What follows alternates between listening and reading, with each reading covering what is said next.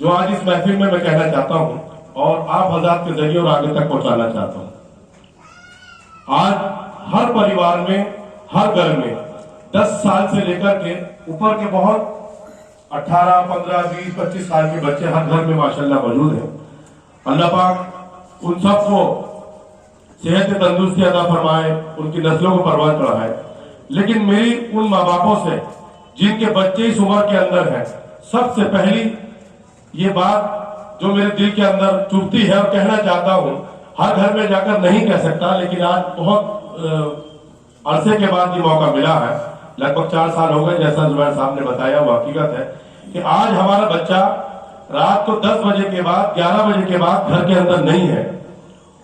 हमारे माँ बाप कुंडी लगाकर सो गए हैं, उनको ये फिक्र नहीं है कि हमारा बच्चा कहाँ है। आप जिस गली में जाएं, जिस मोहल्ले में जाएं, 10 साल से लेकर 15 और 20 साल की उम्र तक के लड़के हर लेंटर पर, वो सिर्फ और सिर्फ आपके और मेरे मुआशरे के लोग ज्यादातर मिलेंगे। हर लेंटर पर एक मोबाइल है, 4 उसके अंदर देख रहे हैं, फिर आगे चलो दूसरा मोबाइल है, 6 उसके अंदर देख रहे हैं।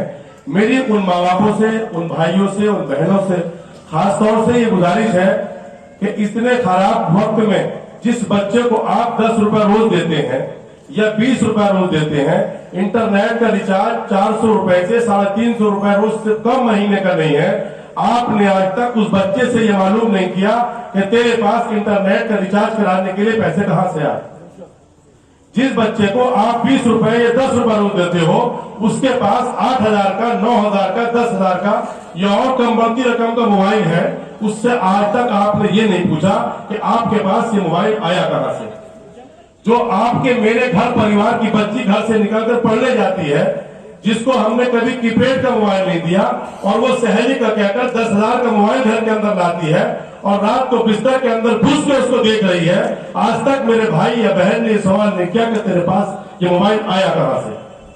सबसे ज्यादा बिगाड़ ये 10 साल से लेकर 20 साल की उम्र की लड़कियां, लड़के, बच्चे जो है, मैं किसी के ऊपर तनकीद नहीं कर रहा, किसी का नाम नहीं ले रहा, लेकिन एक अच्छी बात है जिसका दर्द है और आपके और मेरे सब के सीने में होना चाहिए। मैं अगर पहले असलम साहब आते तो मैं ये बात उनसे कहलवाता और इससे पहले भी प्रोग्राम में उन्होंने कही थी। खास तौर से आप लोग इस बात का ध्यान रखिए कि तमाम जितने भी जराइम की वजह है, आज के बच्चों के और बच्चों की बिगड़ने की जो मेन वजह है वो सिर्फ और सिर्फ मोबाइल है। डॉक्टरों का, हकीमों का और तमाम विद्वानों का कहना यह है कि अगर आप अपने बच्चों को और बच्चियों को सुरक्षित करना चाहते हो, उनको सेफ रखना चाहते हो या उनका मुस्तकबिल संवारना चाहते हो, तो ये मल्टीमीडिया मोबाइल उनकी पहुंच से दूर कर दो। आज हमारे यहाँ 10-12 साल का बच्चा तो दूर, अगर 1 साल का बच्चा है तो वो रात को जब तक मोबाइल न ले, उसके माँ बाप उसे सोने के लिए जब तक मोबाइल न दे तो बच्चा सो नहीं सकता। वो इतना रोएगा, इतना मचलेगा कि उनकी हद तमाम कर देगा, उनको मोबाइल देना पड़ेगा। ऐसी क्या वजह है कि जब 1 साल या 2 साल का बच्चा आपसे कंट्रोल नहीं हो रहा, तो 10, 12, 15 साल का बच्चा या बच्ची आपसे कंट्रोल नहीं हो सकती। लिहाजा ज्यादा कुछ न कहते हुए, मामला और हालात बहुत बद से बदतर है। मैं किसी को नाम लेकर निशाना नहीं बनाना चाहता। आज ये महफिल जो यहाँ पर रखी गई है, किसी को बुरा या भला कहने के लिए नहीं, किसी के ऊपर तनकीद करने के लिए नहीं, सिर्फ और सिर्फ उस मौसिर इंसानियत के हुजूर इस महफिल को रखा गया है और हजरत को ज़हमत दी गई है कि आज के हालात और मामलात पर रोशनी डालें, इस्लाह मुआशरा का दामन भी हाथों से न छूटे और सीरतुन नबी भी रहे।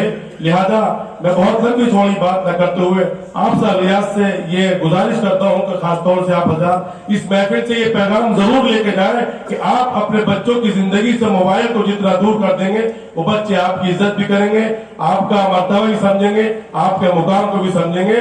और खासतौर से ये शाह फजल साहब ने मुझे बताया कि इनके यहाँ काफी तादाद में बच्चे इंटरमीडिएट के और हाई स्कूल के जो एग्जाम चल रहे हैं, मैं भी देखता हूं कि रातों रात यहाँ पर बच्चे मेहनत कर रहे हैं। मेरा दफ्तर भी सुबह से लेकर रात तक इन बच्चों से भरा रहता है।